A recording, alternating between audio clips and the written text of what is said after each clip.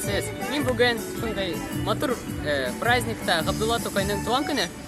Туған күні. Мен мұнда бірінші тапқыр келдім пофоткать. Сейчас начал фоткать. Кішілеріне түшірем. Нешек олар. Оказывается, білмегендім. Біздің шундай вообще бейремнер бар. До этого мен ишітмегендім. Мұнда бик шәп. Біздің ғұрып ғадетлеріне яраталар һәм как бы шулай близко к сердцу принимает. Мен бик рад. Сен қайда оқисың әлі? Икенче гимназияда. Сенің исемің Самат? Самат. Гатауллин? Әйе, дұрыс. Сен демәк фотографияға төшү белән шөгыльләнәсең инде, әйме? Әйе. Сен ниндидер курслар үттеңме соң ничек? Или үзең? Миңа дали возможность һәм и дали миңа фотоаппарат төшер диделәр. И после этого мен начал төшергә. Миңа очень понравилось. Ярар, молодец. Сен тагын нинди шөгыльләрең бар? Күп. Күп? Мәсәлән?